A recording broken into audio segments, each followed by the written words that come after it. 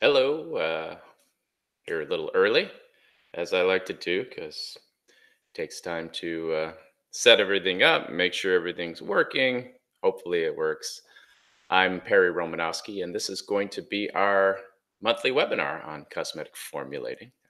Yeah, got a good one for you today, and to give you a specific tool that you can use to formulate cosmetic products. So, while you're here, you can look below the video here. If everything's working, you never know with technology. Uh, look below the video and type in your question, your name. Say hi. Let me know where you're from. I'm located in Chicago. Right now, it's approaching 10 in the morning. But I know there are people from around the world who are participating. So I'm always curious where people are from. So just give me a shout out. Let me know where you're from. See if anyone has joined us yet. Okay. I'm just setting up. If there's any questions. Okay. We're going to get started in just about 10 minutes.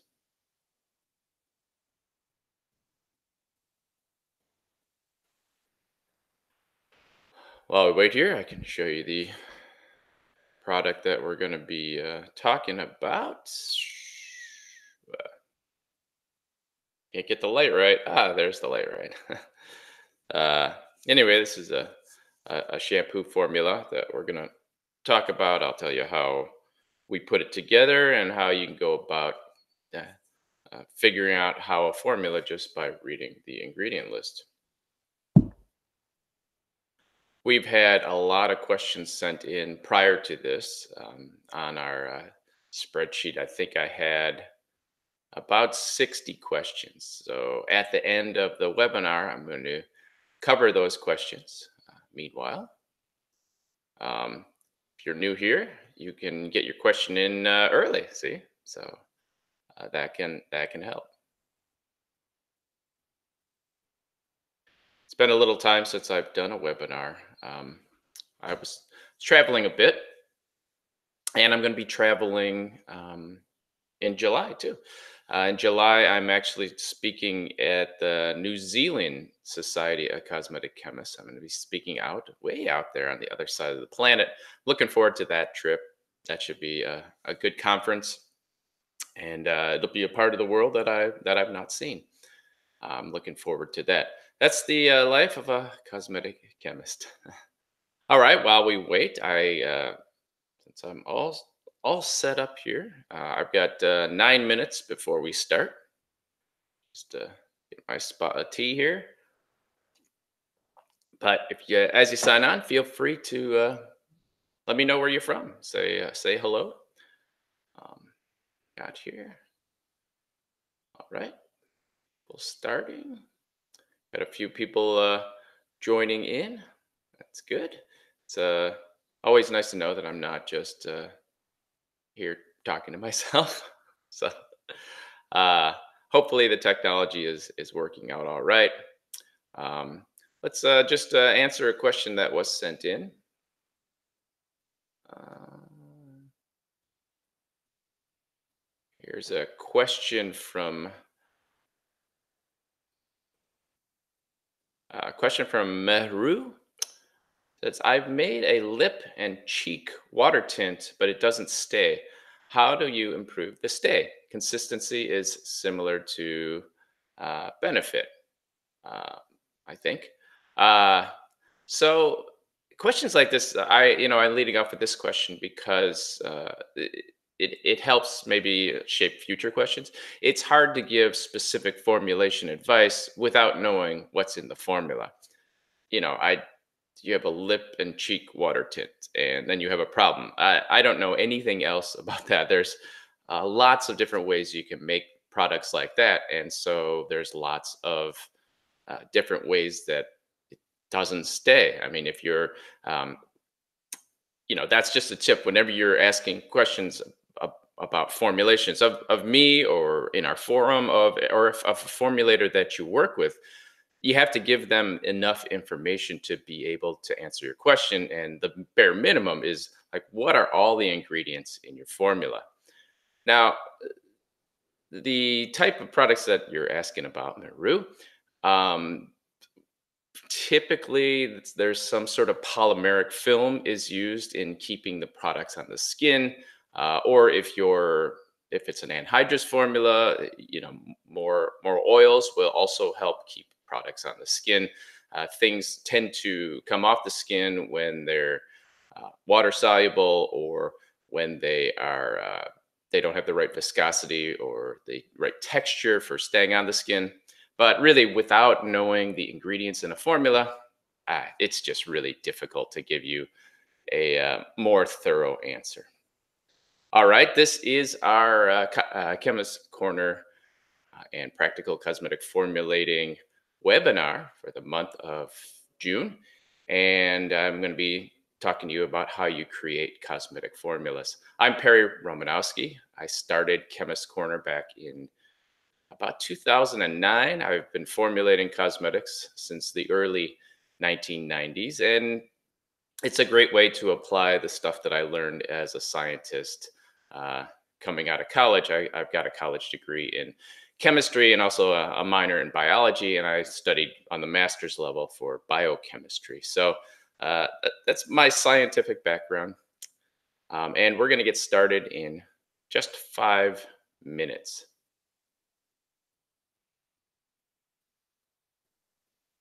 Fully technology is all working here. If you're just getting online, feel free to post a question below the video, and let me know if you have any questions. We'll get started in just a few more minutes.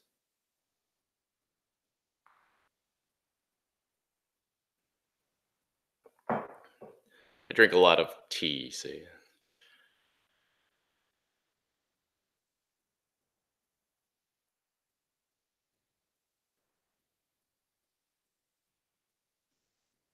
hope the lighting is good. Looks good on my screen, so it's good. All right, let's answer another question that was sent in.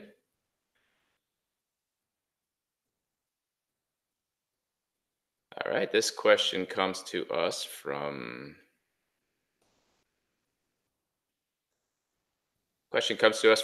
Glenn. It says, if an ingredient is sold as a blend, example, Optin Plus, which consists of varying amounts of phenoxyethanol, caprylyl glycol, and sorbic acid, when it comes to listing the material on the ingredient list, do we account for the percent composition and list each in its proper place based on the individual percentages? Or do we simply list the three ingredients or at whatever percent the optofen is used? And what if the information about the proprietary blend is not given? So this is a great question. When an ingredient is a blend, you have to list each separate ingredient on the list of ingredients. You should calculate the amount that is actually put into your formula, and then you'll list accordingly based on the active percentage of there. So let's talk about Optifen. Now, in your Optifen example, now I don't recall what exactly the percentage of things are, but say you put in 2% Optifen in your formula. That's a lot. You probably wouldn't put in that much, but for the sake of this question, let's just say you put 2% of Optifen in your formula. Now, say phenoxyethanol is 60% of the Optifen, while the sorbic acid and the caprylyl glycol are only 20%. So the final listing, the phenoxyethanol is actually, you would calculate it out 60% of 2%. So it's 1.2% of your formula in there. And so that means you have to list it above the 1% line in order of concentration. Now, the other ingredients, however, they're below the 1% line, because if they're, say, 20% each in the formula, of that blend, I mean, 20% times the 2% gives you only 0.4%. And so that's below the 1% line. And so those two components of that blend can be listed in any order you want below the 1% line. So that's that's a little bit complicated. Usually, the blend, you don't really have to calculate the differences because you're using that at below 1% level. But when you do get above 1% level, if a single component of a blend is above the 1% level, you have to list that in order there. So you have to calculate out the activity of an ingredient in there.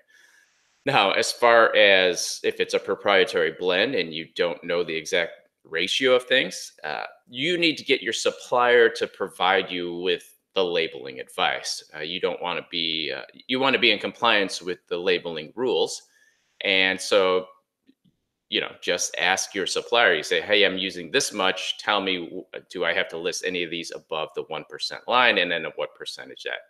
Now, they don't have to tell you the exact percentages of everything, but they can tell you how much they're using, or but you can tell them how much you're using, and they should tell you if any of those ingredients are above the 1% line, and you have to list them in a specific order. Okay, Glenn, I hope that helped. We're going to get started with our webinar, just 1 minute away. uh, and yeah, I'm very excited about this. Very excited about this. And let's see where we are. Oh, we've got a number of people who have joined already. Now, if you're online, why don't you look below this video? You'll see a spot where you can put in questions and give me a shout out. I'm located in Chicago. I'm always curious where people are around the world. So just put in your name and let me know where you're from. Say howdy.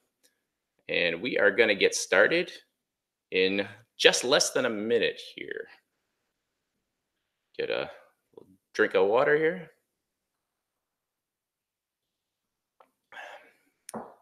So hopefully all the technology is working here.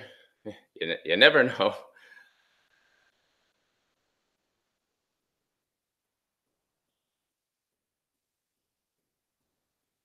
All right, I think I've gone live. That was also a problem. I hadn't gone live yet.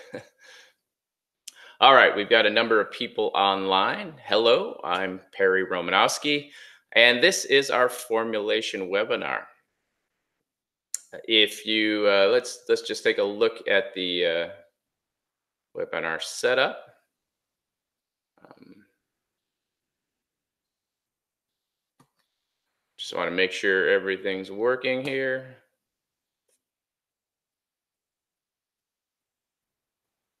Never know about this technology. I've got some new. uh, Seems to be.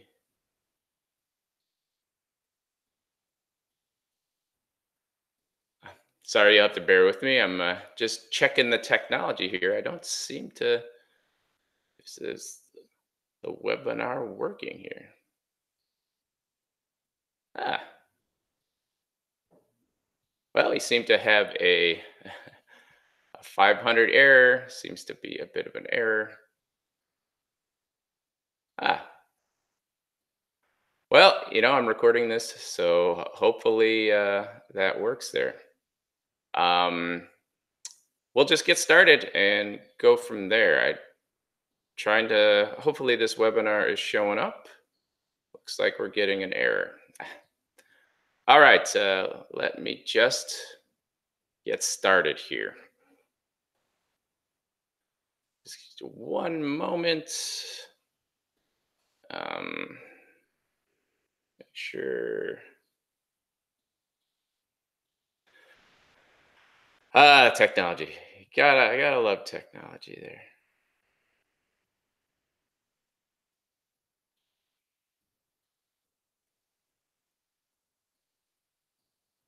Eh,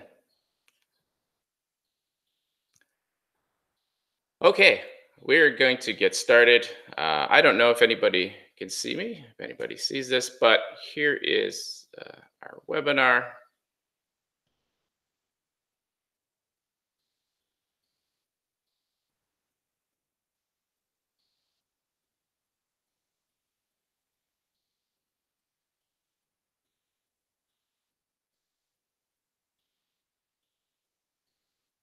Well, at least some people see me, so it looks like it may be working, may not be working. I don't know.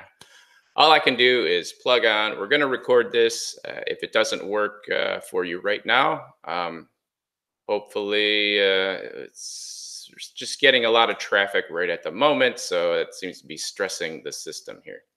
All right, let's get started with the webinar. Hello and welcome to the Chemist Corner webinar. I'm your host, Perry Romanowski. I'm a formulator. I have been a formulator for a number of years. Before we get started, let me explain how the webinar system works here.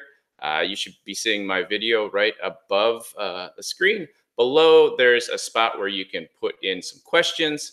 Put in your name and in your email. If I don't get your question answered on the webinar, I will certainly I'll send you an email and try to answer through email. I try to get to as many questions as I can. I don't always answer 100% of questions, but I do answer a large number of questions, and will do so after. Previous to this webinar, I was sent in about 60 questions, and all of those will get answers, and I'll do some of those on this webinar.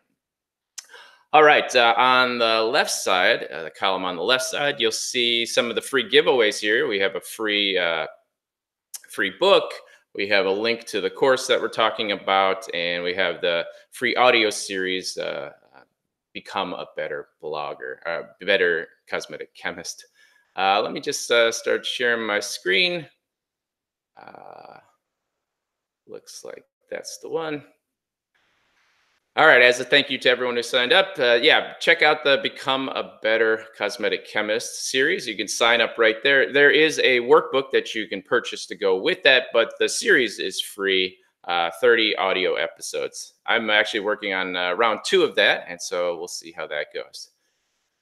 Let's just get started with the course, the webinar. This is creating a formula from start to finish. I'm going to go through the process that I actually use to come up with cosmetic formulas. And this is a technique that you can use and that you learn over time on how to do these things. Of course, it takes a bunch of experience, but I'm just going to go through the specific steps that we do. And it's really, there are 6 steps in making a formula. First, there's getting the formula set up. There is picking a benchmark, finding some starting formulas, and I'm going to go through a technique in that one that is kind of unique, which shows you exactly how you can take a formula based on an ingredient list and turn that into an actual formula. We'll talk a bit about raw materials, making prototypes, and then testing your prototypes, revising and revising until you get something that you're happy with. We'll go through a case study, and we're going to specifically look at a shampoo. I'm using my own product because I don't want to go through and take out a competitor's product and tell you exactly how I would go through and knocking off the competitors. I don't mind taking my own formula and showing out how you could knock off my own formula. This slide here shows you some of the brands that I've worked on over the years. I did focus a lot on hair care. Tresemme, I was on that brand for years. VO5 also worked on Nexus, on the St. Ives brand, both hair and skin. And then just last year, put together Feek, which is a shampoo and conditioner. It was mostly a project to demonstrate how you put together your own brand and launch your own brand. All right, let's begin with what you need first. To really create your own cosmetics, you first are going to need to have the right equipment. And I see online a lot of people have equipment that I don't really think is appropriate for putting together cosmetic products that you want to sell. Some people use kitchen equipment, or they do stuff in their kitchen around food. You really need a separate spot to create formulas. You should have your own laboratory space. And then this could just be a different room in your house. Just don't do stuff in your kitchen. Cosmetic chemists go to labs, they have lab benches, and you have to have the right equipment. So the essential equipment for setting up your own lab, you need containers, you need weighing equipment, you need mixers, you need heating and cooling devices so you can control the temperatures. or certain lab supplies you need, and some testing equipment. Let me go through some of what we're talking about here. Now, we're going through and discussing how to come up with a shampoo formula. I'm going to show you that to make a shampoo product, you're going to need, for containers, you need a beaker, usually beakers that can hold 300 to 500 mils. You don't need to make samples that are more than 500 mils right up front, especially when you're prototyping. Also, you don't want to make formulas that are less than say 250 mils. I usually like to make a batch of about 400 milliliters or 400 grams, and that's a good balance of not wasting ingredients, but also making something big enough where you can repeat the formula. The problem with making formulas that are too small is that it's hard to get an accurate measurement of what you actually made. Speaking of measurements, when you're making something like a shampoo, you should have a scale. You do not do things on a volume measurement. I know when people are cooking, they use teaspoons and ounces. Don't use volume measurements. You want to use a scale. You want to do things by weight and by mass. You can get a scale with an accuracy of about 0.01 grams. That's usually enough for making most cosmetic formulas. You want to have a mixer that's a center stir mixer. Essentially, this is like a drill that's on the staying sideways, and then it just sort of spins in the middle. You want to have a proper paddle blade so you don't draw in too much air. Some people try to use like an immersion blender that you have in the kitchen. The problem with stuff like that is that it just draws in way too much air into the system, and it just doesn't give you a proper mixture, proper formulation. It can also break down some of the polymers that you might be using in a formula. So if you're serious about formulating, you want to get a center stir mixer. For heating and cooling, you want to have a hot plate. Hot plates and these are the kinds of things you see in chemistry labs in college or in high school. It's just a ceramic plate that can get hot. You also want to have test equipment, and specifically when you're formulating, having a pH meter is probably the most important piece of test equipment that you get, but also having a viscometer is good too for measuring thickness and rheology. So those are the basics for setting up a lab. So the second step, once you've got your lab set up, the second step is to pick a benchmark. Now, a benchmark is essentially a commercial product, something that's already out there on the market that approximates your desired product. Online, people talk about making dupes. When someone talks about making a duplicate formula or duplicating some other formula, essentially they're using a benchmark. They're picking a product that they know is on the market, and they want to use that as the benchmark. And it's useful to have a benchmark because that gives a concrete version of your vision of what the formula you want to have. When you're working with a marketing department, you should always ask them for a target benchmark product that they want to eventually sell and launch. Now, when you're choosing a benchmark, you should look for a few things. Of course, the performance characteristics, whatever product you're using, whatever claims they make, you should use those characteristics, the ones that work best, as a way to quantify what the formula does. And then that gives you some targets of performance. You don't want, when working with a formulator or creating your own formulas and you're working with a marketing department, what you want to do is have ways to communicate with people that are obvious, and having a measurement to performance characteristics is a good way to do that. Also, the aesthetics. What does it smell like, feel like? What does it look like? All of those things are important to match. And another thing, when you're picking a benchmark, market popularity is pretty useful, because the more popular products are, those are the products that most customers are used to using. And when I talk about market popularity, you might not pick up products that is popular among the general public, although it's always useful to look at formulas like that. But it should be popular among your target consumer group. If you have a consumer group that wants things a little bit different than the general population, and yet that's who you're formulating for, then you should follow what they want. Always formulate for your customers. So let me give you some tips when you get a benchmark. Now, in this webinar, we're going to use this Feek shampoo as our benchmark. And I'll say, okay, now I picked a benchmark. What are we going to do with that benchmark? So first, you want to use the product yourself. You want to really become an expert at whatever product you're doing. If you're making lipsticks, become an expert at using lipstick, and not just an expert at using it, but we use it very thoughtfully.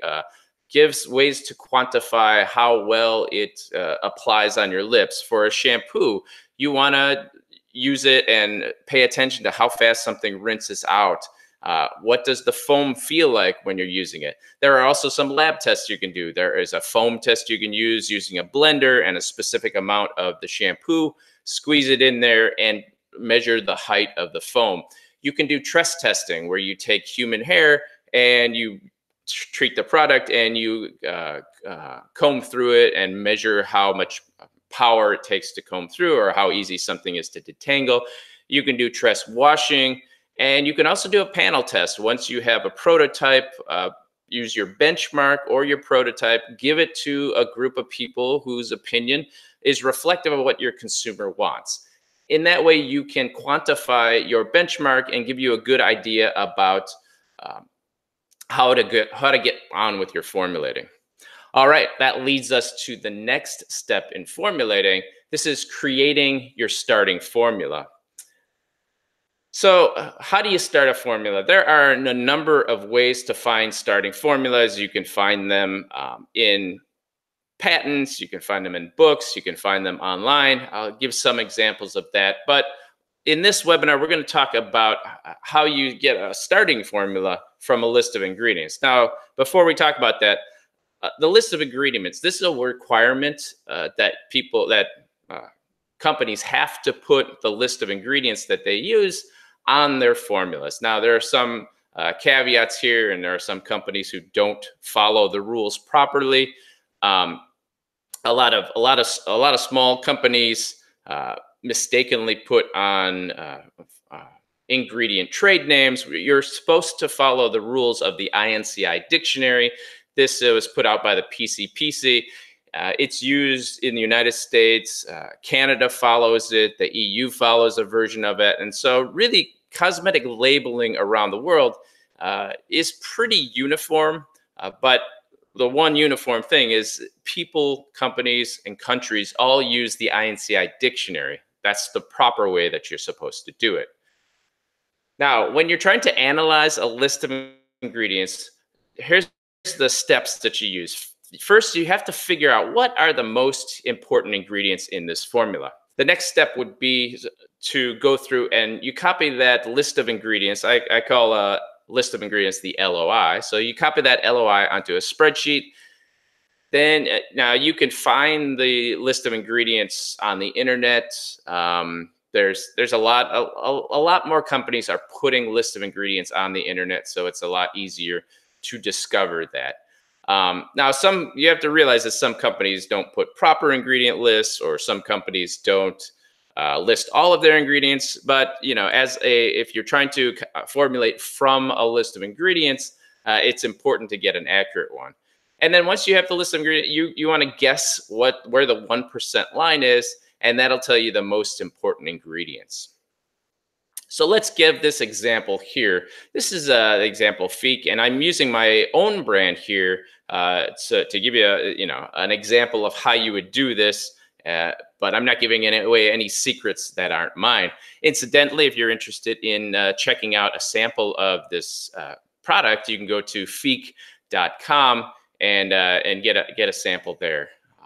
Okay, so here is my list of ingredients here, and now just in a simple format here is our basic list of ingredients. Now, when you get a list of ingredients like this, the first thing you want to go through is, I like to put it on a spreadsheet and then go through each of these ingredients and figure out what is the function of all of these ingredients. So here's this. Now, how do you learn what that function is? You go through courses like our online course, or you're just in the industry for a long time and you learn these things over time. And so when I go through this list of ingredients, I can just put stuff down. So water, of course, is the solvent. We have some primary surfactants, which are detergents. Cocamidal propylbutane is a pretty standard secondary surfactant. Sodium chloride's in this formula. That's for adjusting the ionic character of the formula, and which can affect the thickening. There's lauryl glucoside, which is a secondary surfactant too, which can affect the foam. This is kind of a complicated formula as far as shampoos go, but it really does have a nice foam and feel. Stearyl citrate is an appearance modifier. And you can see some of the other things in here. Amodimethacones, cetrimonium chloride, actually in this case is only a dispersing agent, and that's why it can be put in an anionic system, which it normally isn't. We have fragrance. We have tridecis 12, another dispersing agent. Tetrasodium EDTA is our chelating. Then we have our preservative system, and finally a pH adjuster. So now I've gone through and I've taken all the ingredients and I've figured out what is the main function of these. Now, it's another important thing to know about list of ingredients is that's the 1% rule. And the 1% rule says that any ingredient above 1% of the concentration of that formula has to be listed in order. This is very useful for cosmetic formulators. At 1% or below, you can put it in any order you want. Some tips are that colorants are usually put at the end, especially in the EU. They just put the colorants at the end. And since a lot of companies are international, it's just easy enough to make a label that would work in the United States or work in the EU or Canada. And so that's what you find. Colorants generally tend to be at the end. The active ingredients are usually at low levels, especially from big companies.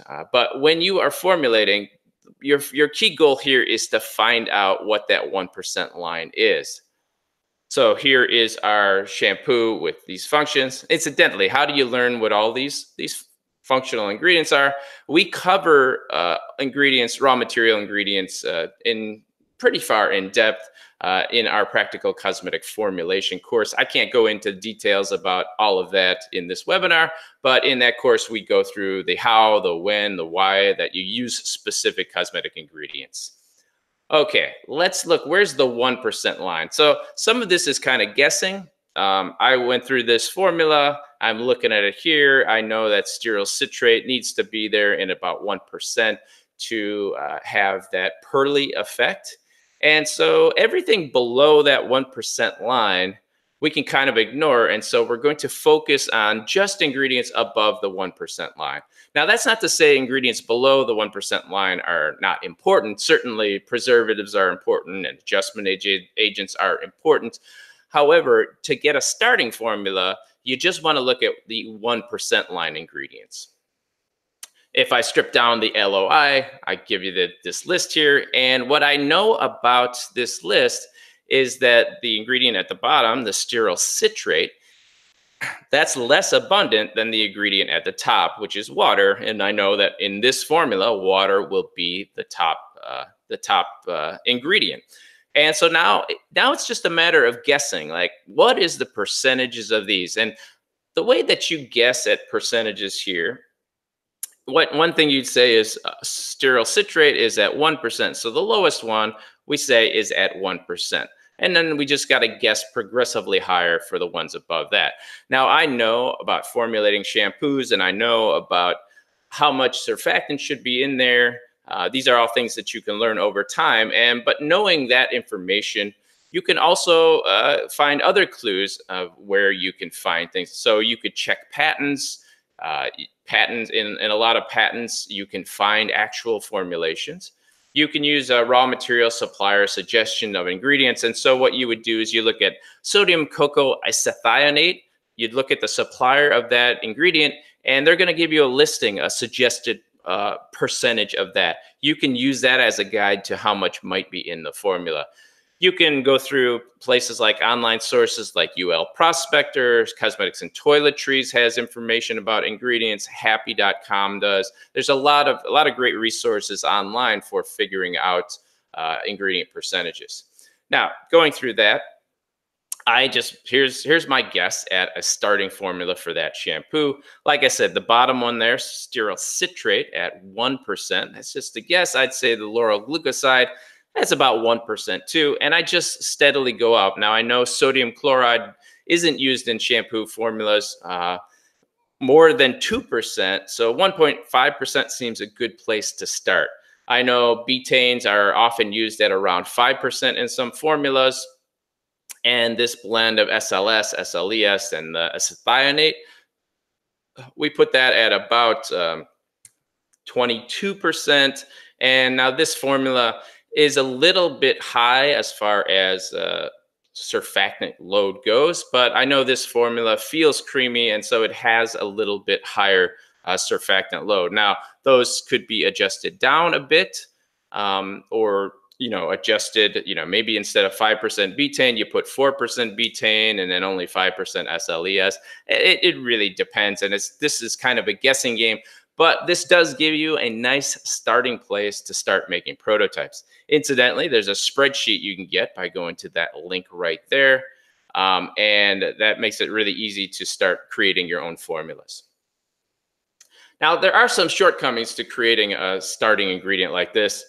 First, you don't know who supplies the ingredient, and the specific ingredients that you use can affect the end formula and how it is. And so if you have a benchmark and you follow the starting formula list and it just doesn't feel quite right, well, one of the reasons could be that you got a supply of the detergent from a different supplier than the one that they used. So that's one of the difficulties.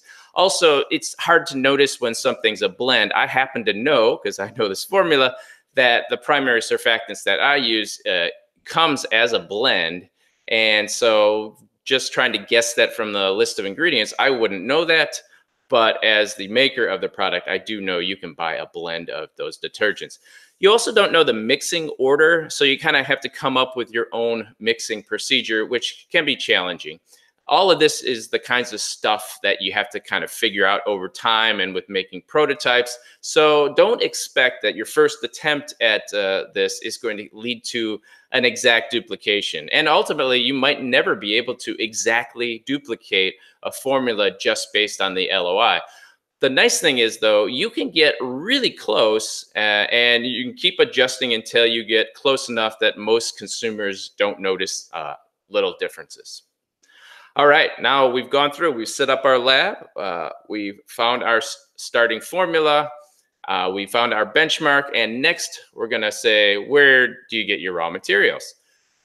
Getting raw materials can be a challenge. Now, if you work at a big company, it's a lot easier because all the raw material companies come to you and say, hey, try my raw materials. But essentially, what you have to do is order from suppliers. ulprospector.com lists a ton of suppliers in the cosmetic industry. This new company, Knowde, Knowde.com, that's another great source for finding cosmetic raw materials and the suppliers of those. You can also meet salespeople of suppliers at Society of Cosmetic Chemists meetings, at places like In Cosmetics, suppliers days, different kinds of trade shows. That's where all the salespeople are. That's where you can meet people from specific companies. And if you work for a formulation company, these raw material companies want to sell you raw materials, and so you're the customer, so they're looking forward to that. Now, if you're independent, you can go to a place like makingcosmetics.com that has a bunch of raw materials. They're essentially a small distributor for bigger chemical companies. I know you can buy like Croda materials through them. Other places you can find the ingredients: Amazon, eBay, Alibaba. These are all possibilities. Now, the hard part about buying anything online like this is getting a good quality ingredient. You want to stick to preferred distributors or specifically deal with the companies to get good ingredients. All right, the next step is making prototypes. The basic procedure to making a prototype is you kind of have to guess at it, but here are some tips that I use that have made it easier. You want to start with the largest volume ingredient first.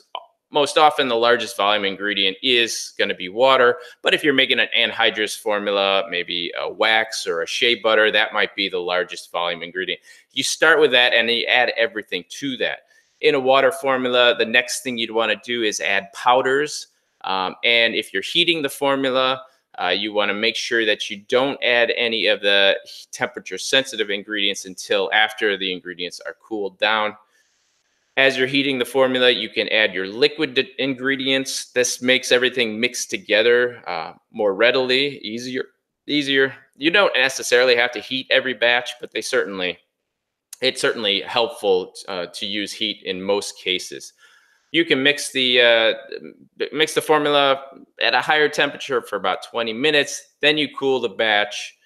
And when the batch gets below 40 degrees C, under 100 degrees Fahrenheit, you can add some of the more temperature sensitive ingredients like your fragrances, your preservatives, your active ingredients, that sort of thing. And ultimately, you cool down your product to room temperature. Whenever you're making a batch, you have to say, why are you making this batch? As I mentioned, so you always have a purpose when you're coming up with a formula. Answer that question. The next is the smallest batches that I like to use. I don't like to go under 200 grams. I always prefer 300 grams. And this is just a measuring thing. It's just harder to measure smaller amounts. And so when you create a formula that's 200 grams, or some people are doing 100 grams, you don't get good mixing. You don't get good weights on your products. And so it just makes it a lot harder to duplicate that formula. You should also use a preservative on your formulas. It's easy for a formula to get contaminated, and that's going to affect the end rheology, the end performance of the formula. So you should do that too. Also use pH adjustment ingredients. So if when you have a specification for the pH of a formulation, you're going to want to be able to adjust that, because typically when you make a formula, you're not going to hit the pH exactly. And if you don't hit it exactly, you want to be able to adjust that. And you can adjust it by either adding an acid or a base. And so that just makes production a lot easier.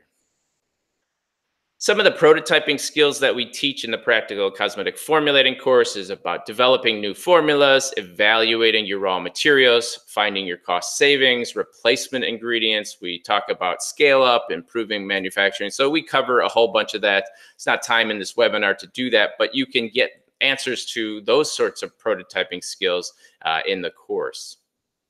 Now, the final step after you created your prototypes is to test those prototypes. When you're testing, you want to test it for quality control. So pH, viscosity, odor, appearance, those are pretty standard things for something like a shampoo, something like a skin moisturizer, cleanser.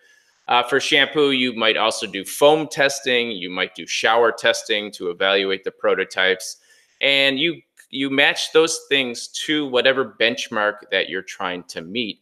And if you could properly match the benchmark, ultimately you can get a formula that's really close to where you started, but different enough as your own to make yourself have a good separating marketing definition or marketing position. When you are refining your prototypes, you want to adjust ingredient levels. I gave you that formulation, which was just a guess. You can go up or down with some of the ingredients based on the different formulation shortcomings that your prototype has. Whenever you're adjusting ingredient, always just change one variable. Don't change 6 things and then see what you get, because the more things that you change, the less you know which change really mattered. Whenever you're adjusting an ingredient and you're going to have a volume difference, you want to use that solvent for adjustment. So if you're going to increase a volume of an ingredient, you want to decrease the main solvent. In the case of a shampoo, it would be water. If you decrease an ingredient, you want to increase the level of water to compensate. You can really come up with a refined prototype in anywhere from 6 to 12 attempts if you're doing it properly. We show some techniques for doing that in our course. This is going to just going through this process is going to get you close. And then once you're close, you can start moving to more formal testing and you can compare your product to your benchmark in-house or compare it to the claims that you want to make. And that's doing lab tests, trust tests, salon tests, that sort of thing. It really depends on the product. All right, that brings us to the summary of the 6 steps of coming up with your own formulation. First, you want to get set up your lab. We talked about the equipment that you need there. We talked about picking a benchmark and the factors that go into that. We talked about how you get starting formulas and specifically went through a technique of using the 1% line to come up with a formula. We talked about where you might get raw materials to put together your prototypes, that some of the techniques in making prototypes, and finally talked about testing and refining. Now, one of the things I want to point out here is the FDA puts together some guidelines for people who are formulating at home or setting up their own lab at home. That is not illegal. You can do that. And the FDA has put together this really good resource here. I've got the link right there on that slide. And you can go right there and check it out. I highly encourage everyone to go read through that there. All right, before I get on to answering questions, and if you've had any questions along the way, hopefully you were able to post them in the webinar box. Let me tell you a little bit about practical cosmetic formulating. This is our long-running course, which is a science-based formulation course teaching you how to create beauty products. You might be wondering, are you the type of person who should take the course? Well, this course is it was created by scientists, and the idea was make this for people with science backgrounds. If you're a science major and you're interested in getting into the cosmetic industry, this is a great course for that. If you're an industry chemist, maybe you're working in quality control or you're working in a different industry and you want to get into the cosmetic industry, the course is great for you too. Cosmetic entrepreneurs, if you have dreams of starting your own formula, starting your own line, it's great to know the background of how these products are made. You may not ultimately make the products yourself. You will probably hire a chemist to do that, and that's what I recommend. But you really want to know the ins and outs of what it takes to create a formula, and this course is great for that. For formulators, I mean, if you're just interested in formulating, we go through some details about raw materials, details about formulations and how they're all put together that you don't get in other places. If you're a salesperson coming into the industry, this is the kind of information that's helpful for you in trying to sell your own raw materials to other formulators. And really, anyone who's interested in learning how to make cosmetics is going to benefit from a course like that.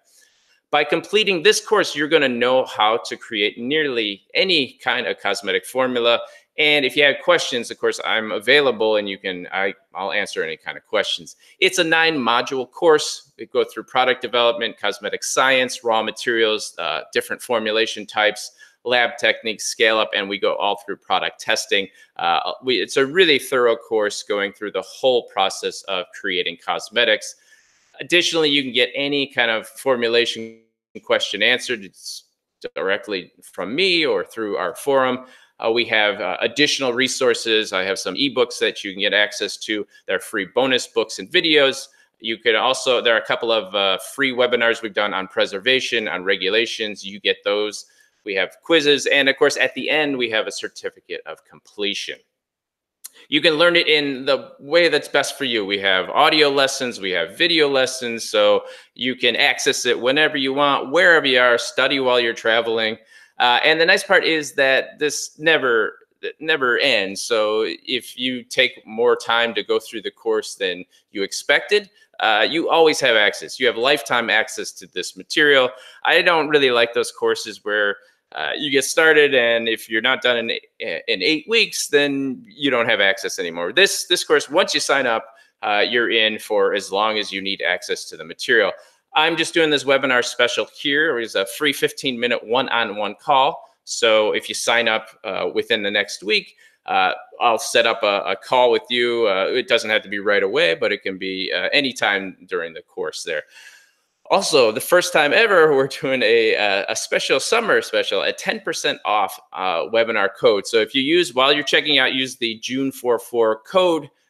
you can get 10% off of the cost of the course. Again, it's lifetime access to the material. And as with any of my products, if you are unsatisfied for whatever reason, let me know. I will give you your money back.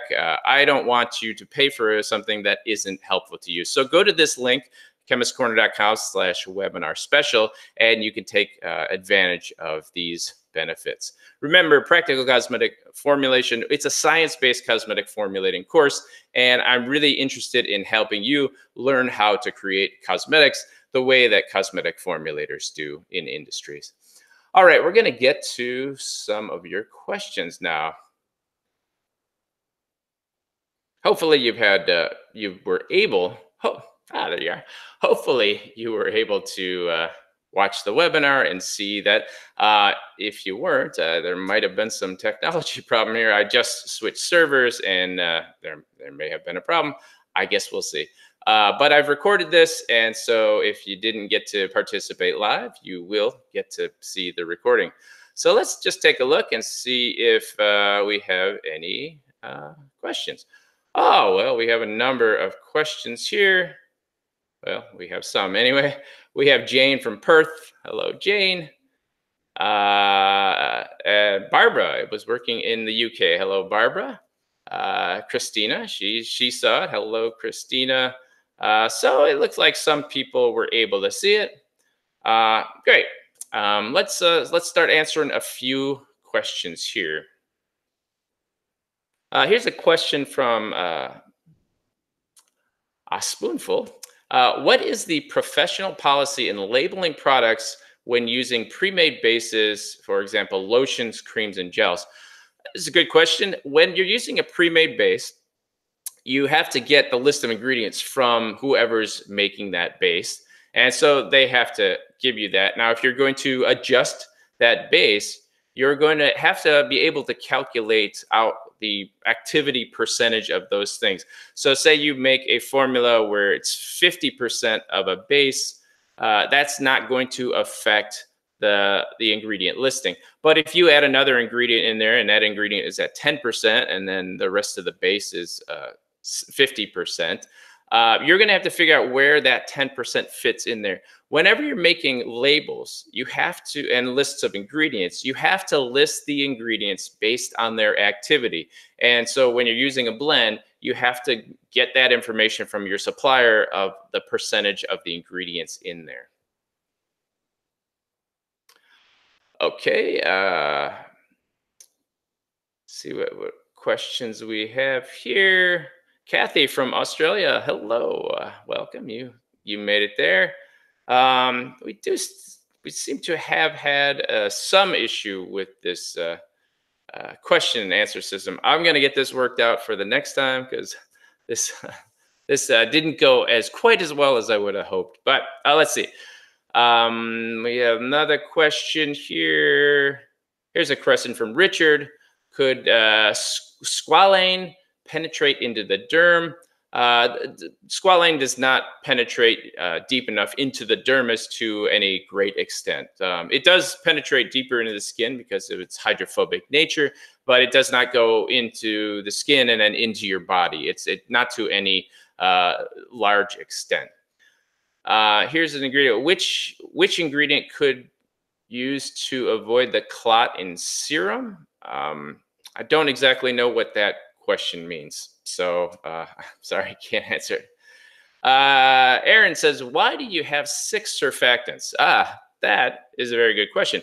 The reason why that particular formula had 6 surfactants is because that is a structured surfactant blend. That's a blend of surfactants, actually. And that blend was used specifically because it creates this an excellent foam characteristic. Now that the level of surfactants probably could have been optimized, but when you're working with a blend, it's just easier to go with a blend, and sometimes you don't get the most efficient use of this different surfactants. But you're right, 6 surfactants in a shampoo is generally a lot. Especially, you can typically get away when you're making a shampoo. You can typically get away with 3, maybe 4 surfactants. This one, we actually saw some additional benefits in the creaminess of the foam and the rinseability by using the surfactants that we did. Okay, now that's the on-air question. I think there's probably some technology issue here that a lot of people weren't able to get their questions in. Um, Hopefully I get this all worked out. I have recorded, but we still do have a number of questions that came in prior. So I'm going to go through some of those answers here. All right. Here's a question from James. What are the mechanisms of cationic and anionic surfactants, and can you compare and contrast them? Um, an interesting question. Uh, Now, the mechanisms of cleaning are the same between anionic and cationic surfactants. The primary, just one second here. Like I said, the mechanism of cleaning are the same between anionic and cationics. The primary differences between the two is the charge, it's the counter ion. So anionic surfactants have a negatively charged head group, like the lauryl sulfate, and cationic surfactants have a positively charged head group. It's something like cetrimonium chloride, the cetrimonium part. Anionics generally work better for cleansing products, while cationics are better for conditioning products. And the positively charged groups, they tend to bind better to the damaged spots on the hair. Negatively charged groups tend to be better cleansers. But it's difficult to answer more details. The question, you need to be a little more specific of what you want to know there. All right. Next question here comes to us from Jenny. What alternatives are there for replacing the so-called dirty ingredients like EDTA, alcohol, PEG, polysorbates, phenoxyethanol, etc.? This all depends on your formula. There isn't a simple drop-in ingredient that can be used for all of these. For example, EDTA, that can be replaced with, say, phytic acid, but that might not work for a lot of applications. There just isn't really some simple one answer. Cyclic silicones, you might be able to replace them with some sort of ester that mimics the effects, might not be as good. But ultimately, most of these ingredients, they don't have good replacements. I mean, the replacements aren't available, and that's why it makes it so difficult to formulate when you can't use some specific ingredients. Water often is used as a replacement for alcohol. Next one comes to us, another one from Jenny. Where can I find FDA requirements for sunscreen products, and how long will it take to register them?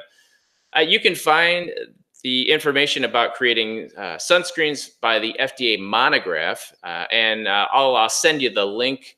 But the link is if you go to fda.gov/drugs, and you can look up sunscreen right there. So sunscreens are an over-the-counter drug in the United States. You have to follow the monograph specifically, the ingredients that are used, the percentages that you're allowed to use, and the claims that you're allowed to make. Okay, we have the next question from Angela. Angela says, how can I mix water and essential oils and have them remain stabilized without separating later on? And number two is, I don't understand measurements such as these below and what they mean. So if ingredient glycerin at 2% of the formula and water is at 66%. All right, so that first question, to mix water and essential oil, you need an emulsifier, something like polysorbate 20 or polysorbate 80. Can work for a lot of different essential oils. You have to kind of experiment with the specific solubilizer or emulsifier. But if you can't just mix oil and water, they typically don't mix to any great extent. You have to use an emulsifier. Thus, as far as the percentages goes, that percentage just means the percent of the total. So if you make a batch, say it's 100 grams of the batch, if the formula calls for 66.2% of water, then it's 66.2 grams of water. And then if it calls for 2% glycerin, then you would add 2 grams of glycerin. So percentages, if you're making a batch that's 100 grams, percentages just tells you how many grams go in there. Now, if you double the formula, say you wanted to make a 200-gram batch, then you would double those numbers. So if 2% of a 200-gram batch is going to be 4 grams. So it's just it's a little math. We actually have a module in our course which goes through the basics of some of the math that you have to use as a formulator. Fortunately, you don't have to do a lot of math as a formulator. I've never used calculus once in formulation, although calculus is a topic that interests me. All right, our next question comes from Norma. Norma says, do carrier oils formulated with essential oils applied to your face penetrate into the skin, or they just sit on the top of the skin? Most oils are going to penetrate the stratum corneum a bit, but they're not going to get all the way down to the lower layers of the epidermis or even into the dermis to any significant effect. And this is a good thing. I mean, the thing about skin is a really good blocker of most environmental insults or chemical exposure. And so it's really difficult for things to go into your skin. There's that old myth that says, I saw the claim that 60% everything you put on your skin goes into your body. That's not true at all. Most of it just sits on the top of your skin or gets down into the sub layer, then the stratum corneum, and then over time it gets exfoliated off. And so, no, it does not get into your body. We have a question from Gilda. She says, do you have a list of manufacturers that can manufacture a product in bulk? Typically, you would go to a contract manufacturer to do this, and you can go to a buyer's guide like the Happy Buyer's Guide, HAPPI.com. They have a buyer's guide which lists contract manufacturers. I haven't gone through and vetted all of the contract manufacturers, so I'm not able to recommend contract manufacturers to you in the cost. You have to do your own due diligence and talk to people and see if they're right for you. But that's how you find a contract manufacturer. All right, we got about 10 more minutes. If you have a question, you're online and you're able to, feel free to post it below this video. And let's see if we are getting any questions. I'm certain I'm having a technical difficulty here. And I'm going to get that worked out for the next webinar. Yeah, don't see any questions coming through just yet. The next one comes to us from Sarah. She says, I'm making lipsticks with waxes and oils. After some days, they smell weird. So I need to know a formula. So it's very difficult to answer a question like this, Sarah. There's no single formula for creating lipstick waxes. You need to go and get a starting formula, and then you adjust it based on the raw materials that you have. We covered where to get some of those different shades in the webinar, and you go through you would go through a buyer's guide or one of the distributors like UL Prospector, Canody, find out that. So there's no single answer to that. Here's a question from Tatiana. I would like to learn about shampoo and conditioner formulas and what raw materials are needed. Well, we talked about that in this webinar, so I hope that you got that question answered. But essentially, for shampoos, you're going to need to have detergents and preservatives and thickeners. For conditioners, you use cationic surfactants.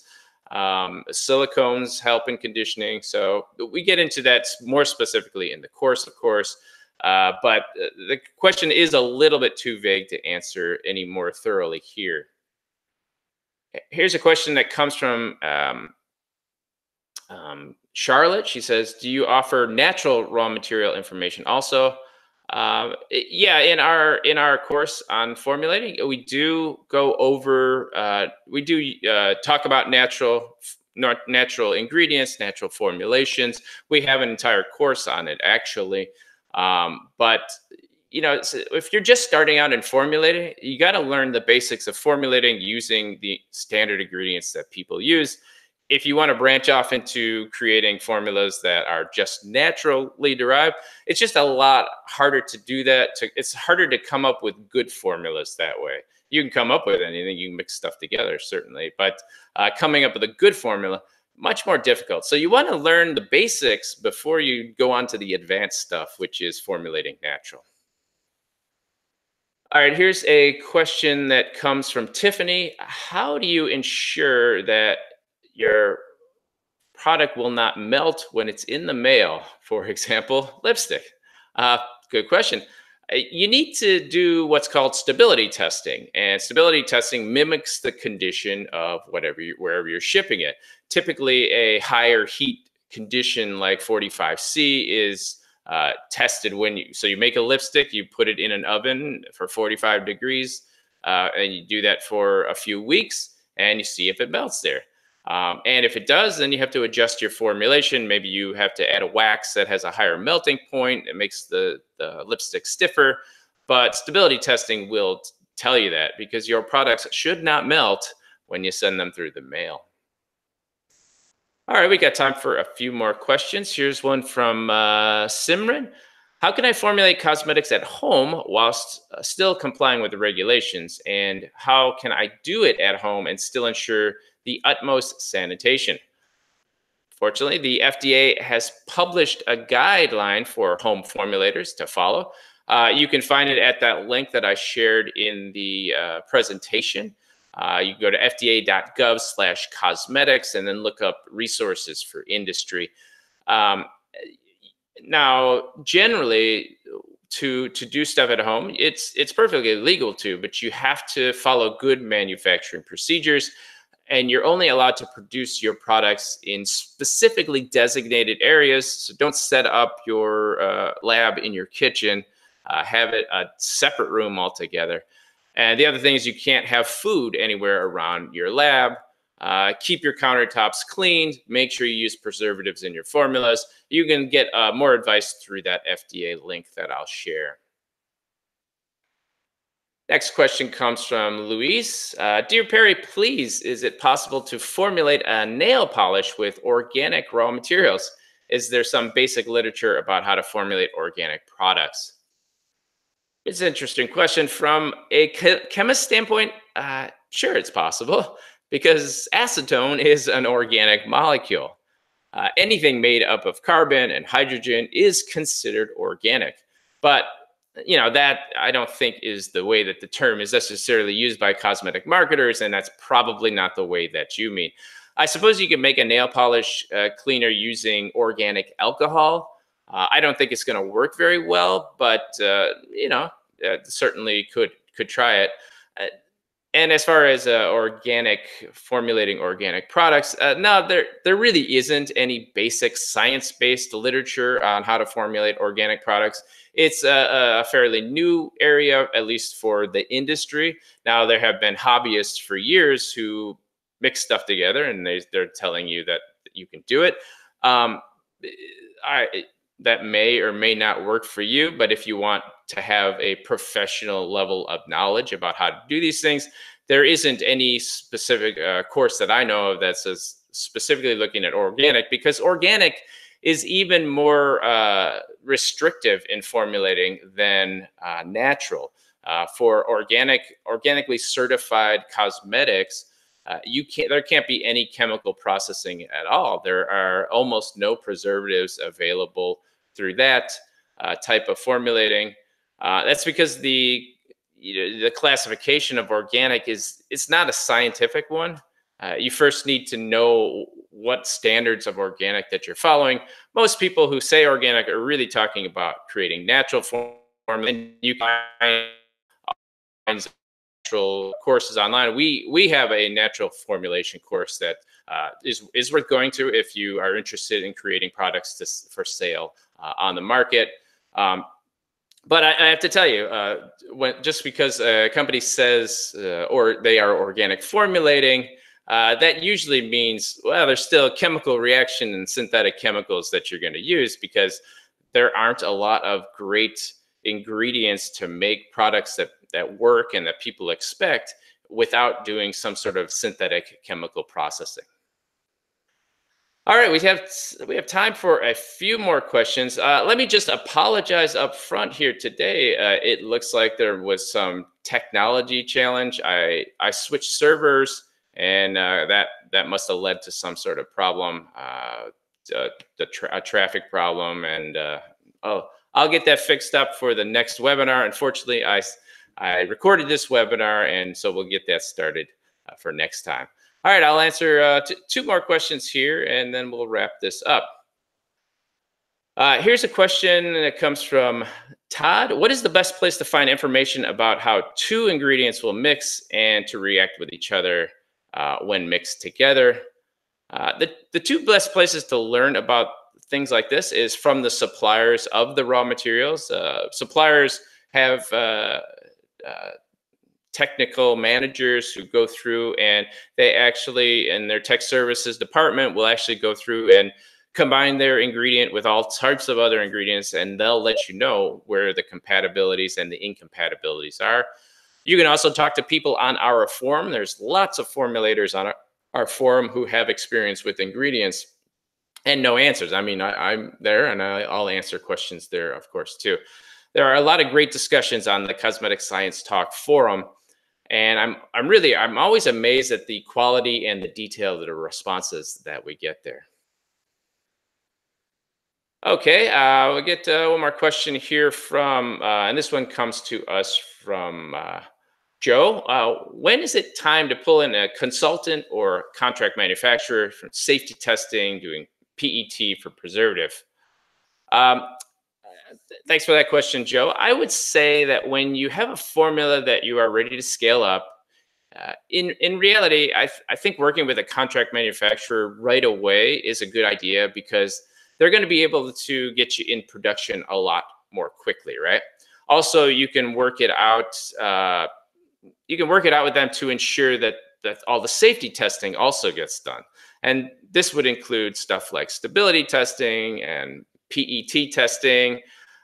These things can be complicated if you're working with a these things can be complicated to do if you do that before you're offering your product for sale.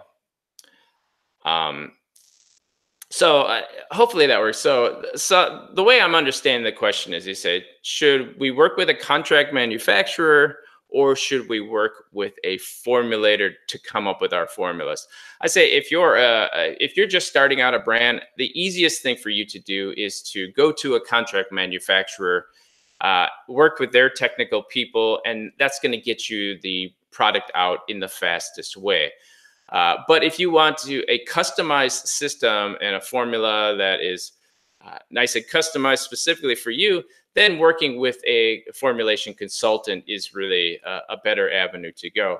For people first starting out, I always recommend contract manufacturers. All right, it looks like our 1 hour is up. Again, I apologize for any technical difficulties. I'll get that fixed out. Thank you, everybody, for your participation, for all of the great questions that came in, and I hope you found today's webinar useful. Again, take a look at practical cosmetic formulating if you really want to learn how to formulate cosmetic products, and feel free to email me if you have any more questions. I am Perry Romanowski, and that will end this month's webinar. I will see you next month.